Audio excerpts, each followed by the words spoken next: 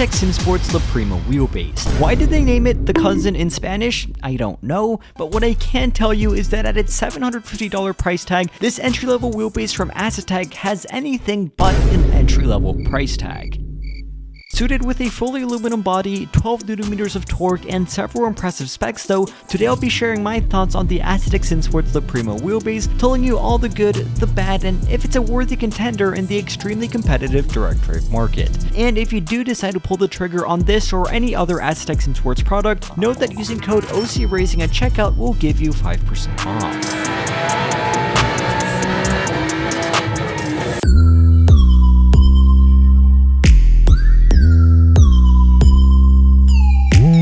Sent over by Asetek for review literally months ago, I've been using the La Prima wheelbase on and off for quite a while, allowing me to get a good understanding of how it compares to the likes of SimMagic, Moza, and Fanatec wheelbases at similar torque specs. But before talking about that and its in-game performance, let's start by talking about its specs and features.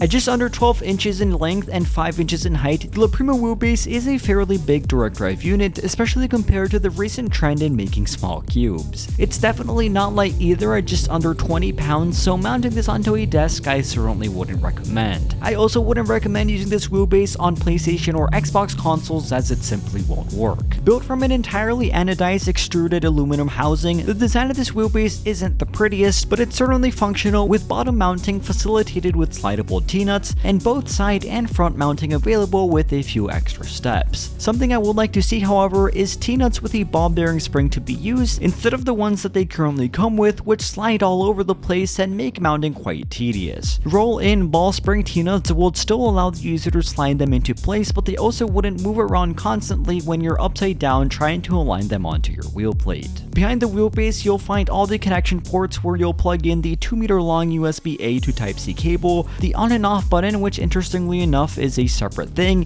This has one of the most satisfying buttons in any sim racing product I have ever used, and it has no reason to sound or feel so good, but just take a listen for yourself. Like, no way this should sound that good. Anyway.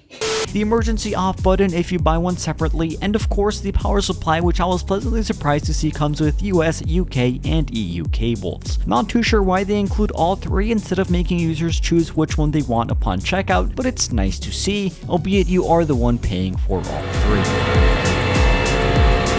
Finally, up front, you'll see the unique quick-release system used by Asetek, which I'll talk more about soon. On the software side of things, Asetek has developed its own in-house program called RaceHub, which is pretty great, with the exception of it giving me constant problems updating the firmware on my Asetek pedals, which I'm still trying to figure out why, and it's actually really annoying. The software for the wheelbase side of things has been flawless, and I found the included presets to be strikingly good, albeit if you do want to configure your own, lots of customization is available here.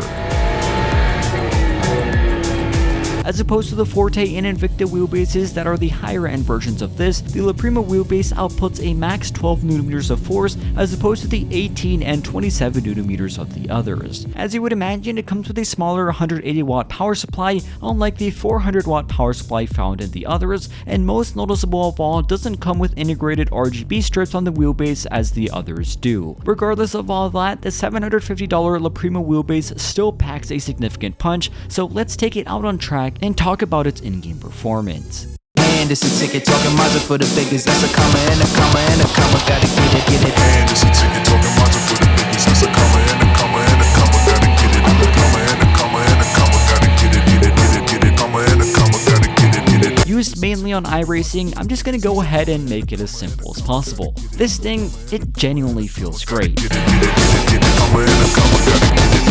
At 12 Nm of torque, it won't be the strongest offered by Asetek, but certainly more than enough for most, and most certainly enough for me.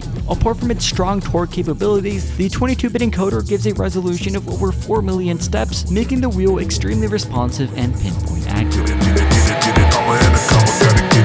One thing that I can confidently say about the performance of this wheelbase that I can't say about many others is that apart from being extremely responsive and quick to react, the road textures and effects I feel when going over bumps, curbs, or even just going flat out on the road feel very pronounced and realistic. There was never any point where the wheel felt dull or anything of that sort. It always felt like I was genuinely planted in the car, feeling those same effects which I would expect in the real world. Overall, with the Asetek Prima wheelbase, I feel very connected to the car and have all the force I could want. As for the quick release, it works well and zero flex is felt on the wheel rim. Asetek uses its own in-house quick release system, but with a special adapter you will be able to use third-party wheel rims on this base. With the exposed push pins on the quick release that connect directly to the wheel, reliability is a concern, as in fact, when I first received this base for review, it came with a damaged pin, making the entire unit have to be sent back for repairs. Other than that though, I can confidently state that the driving feel, dynamics, and capabilities of this wheelbase are seriously impressive and a top contender in the mid-range wheelbase market.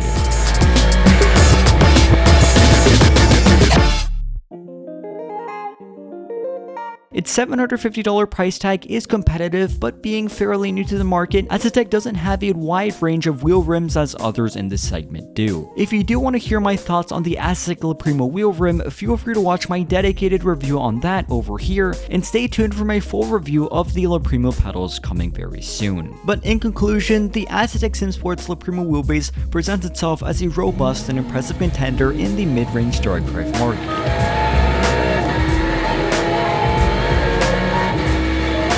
Despite being the entry-level unit, the Prima still packs strong performance, high torque capabilities, and highly responsive and accurate on-track details. Its unique quick-release system and the inclusion of all necessary power cables are commendable, although the exposed push pins might raise some reliability concerns.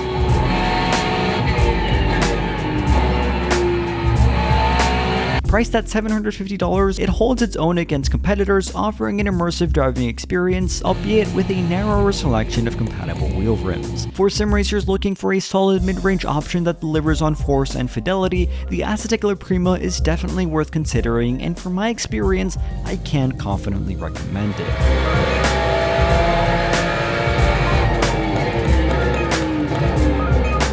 As for how it compares to other mid-range wheelbases in the 12mm range, make sure you're subscribed to see my future video where I compare all of them, and with all that said, let me know your thoughts on this base in the comments, and as always, thank you all for watching, stay safe, and have a fantastic rest of your day.